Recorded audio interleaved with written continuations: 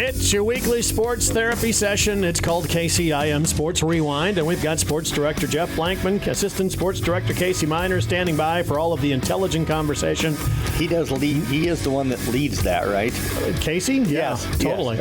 Totally. Yeah, I don't know about that. I don't bring it to you for that. That's for sure.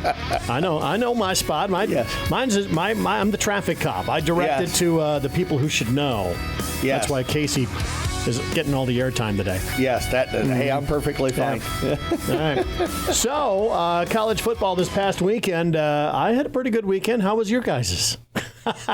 No need to even have a conversation on it. Oh, yeah. Oh, I Casey? texted Jeff, and I had to put it in polite words because I didn't want to come off, the Huskers lost. But I was like, gosh, Indiana looked really good today. Or is Nebraska just, did not play good? And he goes, yeah, we can't run the football. Can't run the football in 5 turnovers. Yeah. Our offense is, besides the first half against Colorado, our offense has been not very good all year long, and the defense, which had been really, really good, looked like a junior high defense out there trying to stop a D1 program on Saturday. But you went up against America's team this year, Indiana. Yeah. Kurt Cinetti. Give me Kurt Cinetti all the time. Yeah, I tell you what, how many different transfers did they have on that team? 28, I think, is what they brought in this year. I don't know, but I think he's got 8 to 10 from James Madison, which is where he was at before. And congrats to Indiana. I thought they looked good. I think they played really good. I think they played their best game of the season, and hopefully,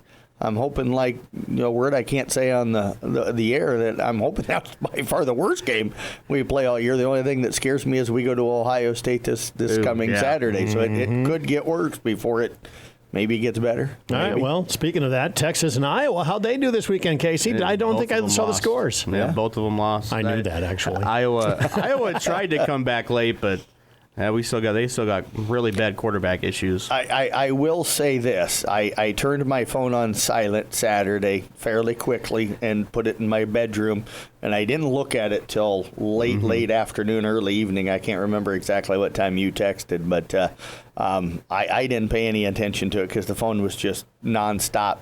It quit when the Hawkeyes, when the Hawkeyes lost. When the Hawkeyes lost, all of those people that like to, send the text messages, it quit. Yeah. And how many text messages do you send out? I sent out none, as I always do. So the worst thing I said was probably that right there, which was not giving them a hard time losing. It was just pointing out the fact that when they lost, they quit teasing me. Yeah, Iowa should have won that. Iowa should have. They were the better team, clearly, but I don't know. The secondary's got issues right now, and kind of surprising to me because you look all over our defense and it's senior, graduate. I don't know. Yeah, but the question to you, I thought when Cooper got hurt the previous couple of years, they were not as good in the secondary when he wasn't there. So it's the same thing for the Nebraska offensive line. Everybody said coming into the year, Nebraska's offensive line collective has the 3rd most starts in the nation. These guys are all veterans. It's going to be a good offensive line. We can't move anybody. So that's just the way Iowa's is right now. So just because you got a lot of guys back, I don't know if the secondary without Cooper was as good in previous years. I think it's because you had 2 corners that quarterbacks didn't want to throw out with Cooper and Jamari Harris. Well, now you have Jamari Harris and Deshaun Lee, who some certain person in my household that I'm related to absolutely despises Deshaun Lee. So disappointment for Iowa, disappointment for Texas. That one shocked me. That one shocked me. I don't know what happened. Our offensive line looked outstanding through the first 6 games of the year, and then Georgia just ate them up. Yeah, it was bad. 7 sacks, and Texas has got 2 caliber, first round picks on the tackle spots. So Georgia just ate them up and attempted to come back late. They played a great second half, but just couldn't. Number 13 or whatever, 11 or 13. I can't remember, but they couldn't stop him on the edge. Whether he lined up on the left side or the right side, he was in the backfield. He all looked night. like a top 5 pick. Oh yeah, for sure. He looked. Yeah, I was watching Iowa State, and things were not looking good for Iowa State. In fact, honestly, got a true story here. With just about 2 minutes left to go, UCF gets a first down. They get control of the ball. Right. They've got the lead. And I said, game over. And my streaming service kicked me out of it for some reason. I'm like, oh, well, good time to go to bed. They're probably going to lose. I turned the game off. You're kidding. I never heard of this. Third down and goal from the 1 coming up. Beck will run it. A sneak. Touchdown! Rocco Beck took it in. He snuck it in from a yard. Yeah, that was a great play call, by the way, by Iowa State. But I didn't know until I woke up the next morning. Nathan Cones had texted me after the game and said, man, you're going to have to talk me off the ledge on Monday on this one. This is just crazy. And I'm like, well, what happened last night? And then I found out that they had won the next morning. And by the way, here's a little tip that it's way more relaxing to watch a game when you know what's already happened. Yes. You know, all those incomplete passes suddenly don't seem to matter anymore. But I saw that Iowa State's win probability with 2:10 left to go in the ballgame was 0.1%. Right. And they pulled it out. Well, it's what happens when the opposing team, and I got this from Honnold because I was watching the Georgia-Texas game too, and he was there.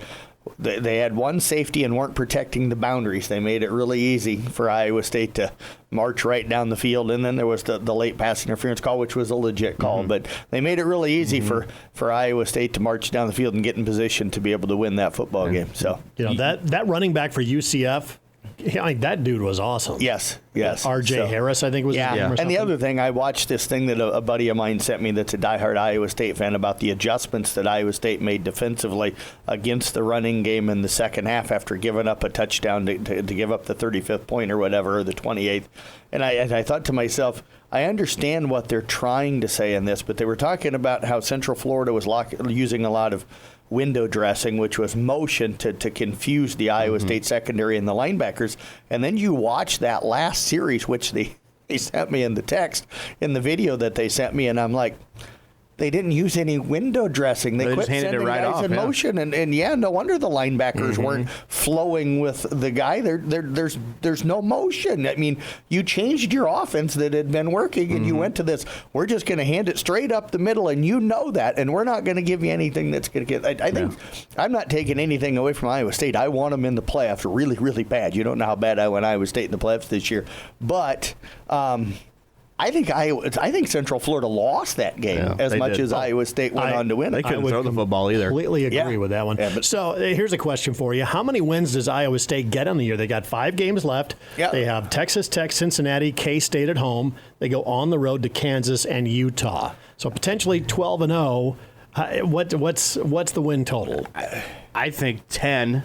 I think they'll slip up eventually. The Big 12 is so jumbled and has so many teams that I think that have good chances to, win the conference or make it to the Big 12 championship game. I think one team will slip up. I think you got to look at the Utah game as being the toughest game remaining, but they're without Cam Rising right now. So how good is Utah? I would say K-State's the toughest game left on the schedule. I would say that in my mind, I sit here and I look and I'm like, they should win the next 3. And then at Utah, depending on Cam Rising, and K-State would be the 2 where I could see them losing one of those. But in my mind, I sit here and I'm like, what will happen is they'll slip up in one of those next 3 and then win those last 2. But I think they finish 11-1 or 10-2. Yeah. Right. I think. Do you think 12-0? The Texas Tech game. I'm not predicting 12-0. Yeah, okay. Every team has a stumble, I think, here and there. Yep. But if Iowa State stumbles, they're going to fall down to like number 20 in the country, whereas Alabama fell a couple of spots. Texas fell like 4. Right. They're going to get penalized big time. Yeah. And there's going to be another Big 12 team rated ahead of them, even though I don't know if there's any better Big 12 teams out there. Right. Yeah. Right now, to me, I think it's between them and K-State. I know BYU's undefeated in the league, but I don't know. Maybe I just don't have a lot of faith in them. But I think it comes down to K-State, Iowa State as the 2 best teams, and both of them with the way they're playing, I think probably could maybe sneak into the postseason. By the way, we're going to mention Caden Cook. He's playing well for Iowa State. Yes. I forget who it was, but somebody posted a picture of a screenshot from their TV where they paused it. Caden in on a tackle for the Cyclones in that win over Central Florida. So congratulations to him. Just a great young guy. I really loved covering him when he was playing for Carroll High, and he always played with so much energy and just a physical kid, and good to see him having some success.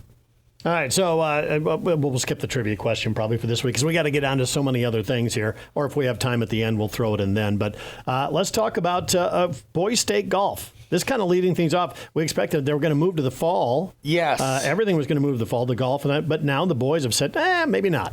Yeah. I wondered if maybe this was coming. I talked with Sean Burks last week. They were headed down to the Southwest Iowa AD's meeting. And stuff, and they knew that there was going to be officials from the association there. So every year they do that. Each corner has, quadrant has their ADs all get together with members of the association, and 1A coaches and 1A ADs for both golf and football coaches were scared to death of this move and really frustrated with the potential move to the fall, because some schools literally, and I'm just going to say it, Coon Rapids Bayard was afraid because they've got a really good golfing group coming through right now, that those kids weren't going to go out for football, which was going to really hinder their ability to be able to field a football team, for the next several years. Then you had other schools that was like, my golfers are football players first, so they're not going to go out for golf, so I may not have a golf team. Then you had coaches that were like, Tom Peterson down at Exiro in Kimballton. I'm the junior high football coach, plus I'm the girls and boys golf coach. How do I coach, That's true. And stuff. So I think the association did a really nice job of listening to those concerns and stuff and decided to table this, because I don't know, and I know they take some heat. This isn't me saying it. It's the thing I hear is that they only care about the big schools, and they take heat. That's what a lot of people at the small schools feel. I think this here shows that they listened to what the smaller schools had to say, took heat on it, and decided to go ahead and make that move. Mm-hmm. Yeah, when you put it like that, it's totally about the small schools and accommodating them. Yes. But was there talk of the girls also moving to the fall, clearly? It was just boys. Just boys. For the, well, then what do they do with the co-ed golf tournament? That's such a strange deal sitting out there. Yeah. Because they play that in the spring. Yeah, I don't know. They may have to go away with the state co-ed thing. That's what I was thinking, too. Yeah, it's like, how do you even hold that if the boys moved to the fall? Right. Are they supposed to come in cold and just, have to play in that kind of tournament environment? Yeah. So, but now everything's staying in the spring. What I liked about, and what some of the coaches that I talked to liked about the move to the fall, and I thought, I'm drawing a blank right now, and I apologize. Boys coach up at East Sac County, golf coach.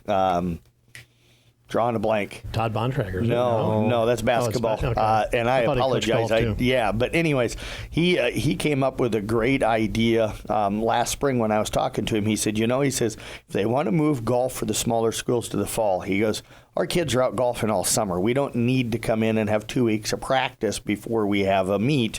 He goes, have your dead week, and the Monday after the dead week, we start matches. We start golf meets. And he goes, we have golf meets all the way up until school starts in the week of football season during the week. He says, we can get most of our season in a month. He goes, you can go out and golf 2 or 3 meets a week, and stuff easily. He says, and then when you get to the football season, we only do a couple of Saturday tournaments. We get into the postseason, and by the time the football season's 3 weeks in or so, we're wrapping up our fall golf season. He says, we don't need to be going all the way into October or early November. He said, but if you're going to cram the schedule like that, again, those kids are not going to be able to play either football and golf. It's going to be either but or. What he was saying is get everything done before the season for football really gets going, because the football season doesn't start till late August. He wanted to have almost the entire season done in August before the football season gets going. So I got to move on to softball is making some changes for their state tournament. How is this going to work? I mean, they've been cramming in games already. I really like it. They're going to a double elimination format, not this season, but the following season. And they do it at the College World Series, and it works perfect, for softball. I like it, because they guarantee. Either way, teams are guaranteed 2 games going up there, anyways. Well, they are now anyway. So, and they are now again with the double elimination, and I think they kind of went to this in part because I think some of the consolation games got out of hand a little bit with teams not really like, oh, well, we don't have a chance for a state championship. I mean, what's the point of trying? Like this way now, if you lose your first round game, you still have a shot at that championship. Yeah, they're taking out, all the consolation bracket games with this. I agree with what Casey's saying on that. I don't know.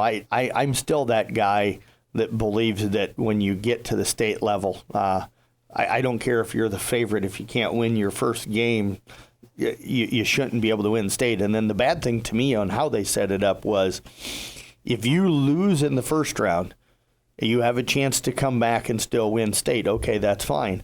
But if you go undefeated into the state championship game, then lose in that state championship game to a team you beat in the first round, the team you beat in the first round is the state champion. It's not double elimination in the championship. So I think that's unfair to the team that gets into the state championship game undefeated to lose to a team that's already lost once and then not have an opportunity to get that opportunity to play back. But because of TV, they can't schedule a and/or type of a thing, so they have to have just a championship game. So you can't have a double elimination or a possible 2-game championship there. Yes. But there's a ton of scenarios that could happen. Right. Will they happen?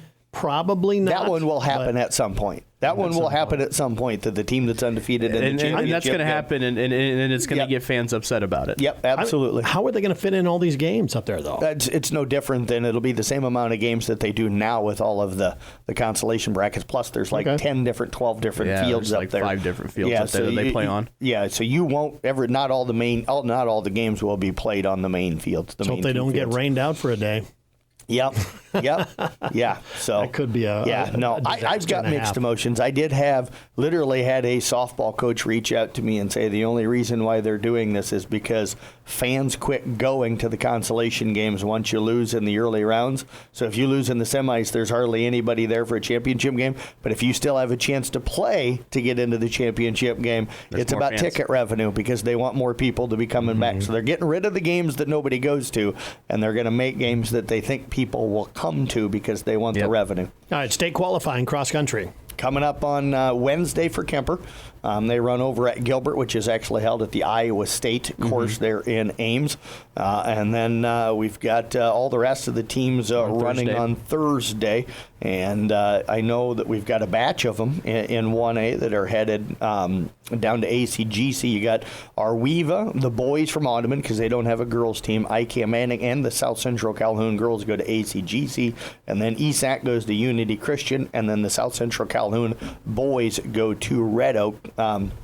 Just to throw this out there, I was talking to Cindy Wilkie, the ESAC coach, this morning. I don't look at all the schools. I just look at where our schools are going. Okoboji goes down to Red Oak. Oh, wow, that's crazy. Okoboji goes to a state qualifying meet down in Red Oak. And somebody else, Manson Northwest Webster, goes all the way over to Pella. And it's like, okay, I get it when on football Friday nights where you don't worry about travel because, there's no school the next day. And I know these start at 4 o'clock in the afternoon, but Okoboji down to Red Oak's a really long drive. Especially when Unity Christian's hosting one in North City. Yes, that's a really long drive for on a school night. That's minimum 4 hours. Yeah. Minimum 4 hours. So even if you get done at 6 o'clock, you're still not home till probably 10 o'clock or so. Yeah, you're going from Minnesota all the way down to Missouri. Yeah. So I don't know. 8 hours on a bus, man, is not the way I want to spend my day. No, absolutely. So it just almost sounds like maybe that needs to be kind of looked at. I don't know. I'm sure the association and union have good reasons. They put in a lot of work and a lot of effort into doing what they do. So I'm sure they have reasons. But it's one of those things that until it's explained, everybody kind of looks at it and goes, ooh, why? Yeah. So we'll await those results here coming up later on this week. Going to take a quick break. We'll be back with more KCIM Sports Rewind coming up next, brought to you by St. Anthony Rehabilitation Services. As the athletes at your house prepare for hard work and fun of the season, remember that St. Anthony Rehab Services provides physical therapy for any sports injury that may sideline your member of the team. Sports injuries can plague kids of all ages and keep them from playing the sport they love. Athletes will be under the direct supervision of a certified and licensed healthcare professional in the newly renovated sports performance facility. If an injury is keeping your athlete out of the game, call St. Anthony Rehabilitation Services at 794-5000 for sports injury and treatment rehab. It is KCIM Sports Rewind. Oh, we got the big ones coming up here. Volleyball, football playoffs. They're coming up Friday for football. Volleyball playoffs going to continue later on tonight. But before we get to that, let's throw in a quick trivia question here for you. And Blankman was trying to cheat. He came running over to this side of the board, trying to look at my notes for this. You do have a tendency to leave those up after this, and I always close it out without cheating. But I've been better about it lately. Yes. I save it and immediately close it out now when I find a good trivia question. So World Series, Yankees making their 44th World Series appearance. Dodgers, they have the second most appearances. Just simple. How many times have the Dodgers been in the World Series? Oh, I don't even know. I couldn't. Yeah, I'm gonna make a guess. It's just 'cause less. It's a guess. Yeah, I'm gonna say 21. 21. Very, very close, but wrong.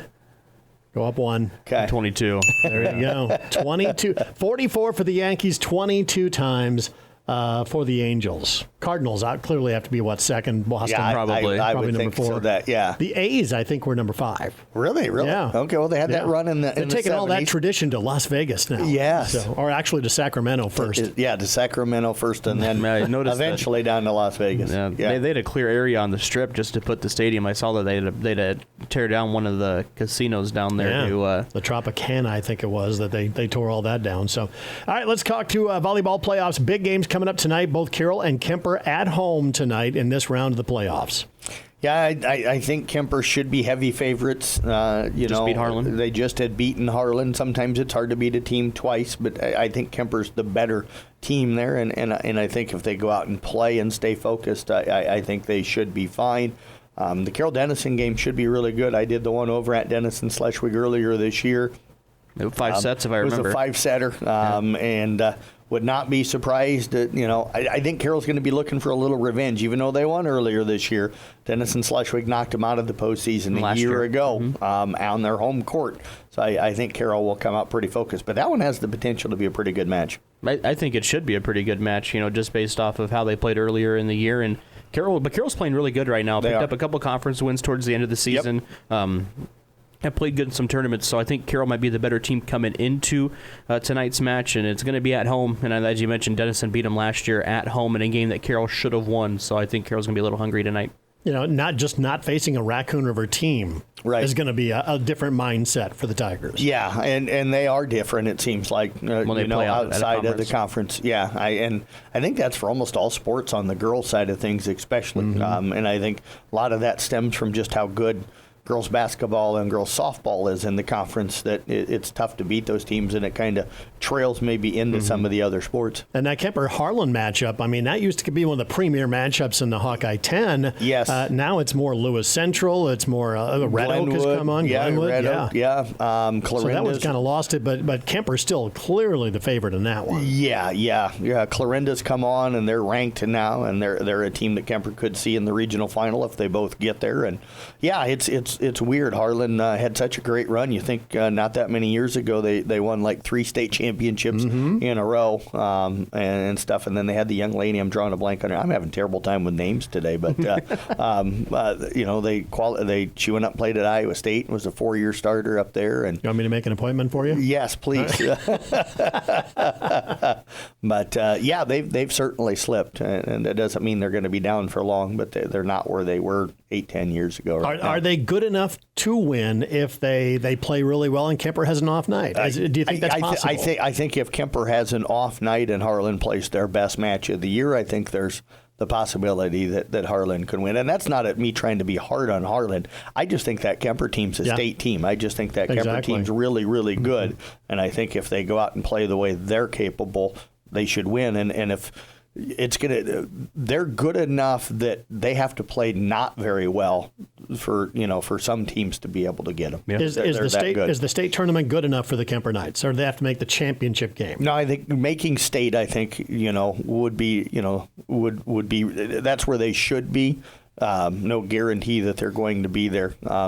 As we always know, there's so many good teams out there that, I don't know if getting into the state championship is what it would take to qualify it as a good season. I guess I'm one of those guys that it always kind of bothers me a little bit when I see people say, we made the Final Four, but we lost it, so it wasn't a good season. And I'm like, you're one of the 4 best teams in the nation or in the state. That's a good season. There's only one team that can win a championship every year, and it takes not just being good, but sometimes it takes a little luck. You have to get a bounce your way or a play that goes your way or something. Only one team ends with the win. Yep, That's absolutely. So let's talk a little football playoffs. Of course, our sack of the game brought to you by Market on 30. Yes. It was Tyson Von Glon from Arweva. Arweva's defense just played really good in general against Boyer Valley, but Tyson Von Glon had the lone sack for Arweva, also 3 tackles for loss, so he's probably pretty good on defense. All right, and our winner of the Sack of the Game contest is Ashley Schweers of Carroll. Don't forget to get signed to Mark It on 30 and get yourself signed up to win your next Sack of the Game. Good morning, all student-athlete parents. Don't let your hectic schedules keep you from feeding your family. The Market on 30 can help you with quick and easy options like Pasquale's Pizzas, our famous mac and cheese, chicken strips, and much more. The Market on 30 in the BP Plaza. So let's talk a little football playoffs. That starts this Friday night. Carroll High still has one more regular season game coming up, but let's talk about the pairings. Yeah, Kemper hosting Sheraton. I don't know. Yeah, I don't know how good Sheraton is. That was kind of out of the blue for me. I was like, wow, Sheraton? Yeah, I think they're Van Meter's district, if I remember correctly. Yep. I will be honest, I'm not broadcasting that game. Nick is, so I haven't really delved into it. And with volleyball postseason coming up and rewind stuff coming up, I haven't had a chance. Sheraton's going to be physical. I did cover them before I came here, but Sheraton's going to be physical and probably a big team, I would imagine. They're probably going to want to run the football. That's what they did 20-some years ago when I was down in that part of the state covering them. So I would imagine they're going to be similar to what they were back then because they raise tough kids down in that area. So it's going to be a physical ball game. All right, everyone else in the first round. ESAC is at Woodward Granger. We've got South Central Calhoun at Tri-Center and Arweva at Fremont Mills. I laugh with the South Central one only because when I talked to Coach Case last week, I'm like, any idea where you're going? He goes, Jeff, we're right in the middle of everybody. He goes, we could go northwest. We could go back up to West Hancock. We could go down to Mount Air. He goes, heck, we could even end up down in Tri-Center. And they end up down in Tri-Center. Tri-Center's a good football team. They like to throw the football. Yep, they can throw it well. South Central, they have played well this year. They just at times have gotten behind and then they crawl back because they don't quit and stuff. So it's going to be a tough matchup for them, but I think they'll have a chance to win. Last year they almost went and knocked off Logan Magnolia in the first round, who was really highly ranked. I don't give with Coach Case in the sidelines. I don't give. I never count SEC out of the game. You give them a chance with him and that staff. You give them a chance to win every game they're involved in. ESAC, Woodward Granger. I talked to Coach McCullough, and I think he was a little surprised. I don't think they anticipated going that direction. Woodward Granger's won 6 in a row. Their only loss was to Pleasantville in week 2. Since then, they've kind of rolled. I don't know how strong their district is, but their quarterback's really good. Runs and throws, kind of the leader. I interviewed Coach McCullough yesterday, so I remember, kind of doing a little bit of homework prior to that game. So. And Arweva traveling up to Fremont Mills, that's something they've done before. Yes. No, Arweva's going at Fremont Mills. Yeah, Arweva's at Fremont Mills. Yeah, I was thinking Audubon again because I wanted them to, but yeah. Fremont Mills is going to throw the football based off of what I looked at, but Arweva's defense played really good, and I think that the district that Arweva played in has really tested them. Yes. So I think that they've got a chance going down there to Fremont Mills, even though they're going to be on the road. Yeah, it's a long haul, and Fremont Mills used to be a team that wanted to run all the time. Now they've kind of changed coaches, and sounds like that offensive style has changed a little bit. And I'm confused because you had East Mills on your mind. East Mills is coming to Audubon, and Casey, you've got that game coming up on Friday night. Yeah, Audubon's going to play physical. And East Mills, kind of just based off of looking, they look like they have really kind of their quarterback can throw the football, but then they got a running back that's one of their leading receivers and their leading rusher on the year. So Audubon's going to have to kind of key in on him, but it should be a really good ball game. I mean, this Audubon team, I think, is really good. They get a lot of kids back from injury. Carson Wessel's back. Aaron Olson's having a great year running the football, at the running back spot. So East Mills is going to have to stop Audubon's offense to be able to have a chance in the game, but I think Audubon's got a good chance to win. I've felt all year that Audubon's a dome team and stuff, and if they go out and play the way they're capable of, I think they should be fine. You got to completely sell out to stop the run. Yes, yeah, and they're so good up front. I think that's what we talk about Aaron and Carson and their ability to run the ball, but I think a lot of times they're running through gaps that are pretty good sized, and they're not getting anybody close to them until they're 5-10 yards down the field. And when you got two guys that can run for 150 to 200 yards a game. The offensive line is doing, and the their job. tight ends are doing their job. Well, it's no Okoboji to Clarinda road trip, but you're going up way northwest Iowa. Yeah. Practically South Dakota. Yeah, heading up to Rock Valley. I talked with Coach Rowe the other night because neither one of us were for sure if they were going to play it in Boyden Hall or in Rock Valley because they used both. But going to be in Rock Valley. It'll be the first game in Rock Valley. The home of Andrew Van Ginkel of the Vikings. Yes, yes. So been to both, been to Boyden Hall and been to Rock Valley. I teased Coach Rowetter. I'm like, they moved it to Rock Valley, first game that they've played there all year because they want you to drive further. I would not be shocked if that were the case. So that is coming up on Friday night. And again, scoreboard show, we're going to have that? Yep, we'll have that. We'll have the A team in here with Mason Nealon and Todd Danner and Jim Molitor. So we thank those guys for coming in, and then we'll see what happens on Friday night to determine a scoreboard show for the following Friday. We may go with a shortened version depending on how many teams. We may do the full 2 hours if everybody gets through. If it's a really bad Friday night for us, we may end up just interviewing coaches and popping those on the website when we get back that night or something, But we'll figure it out after Friday night what we're going to do. By the way, Carol, again, going back to the volleyball playoffs, you got Carroll and Kemper tonight. Got the 1As and 2As coming up on Wednesday night. And then Carroll and Kemper, if they win, will be back on Thursday night. So it's going to be a huge, huge sports week. Yes, yeah. It's kind of like the summer when you don't get a Wednesday off because we have matches tomorrow night. So, yeah. All right. Good luck losing that sleep, man. It's KC Miners and Jeff Blankman. And that is KCIM Sports Rewind.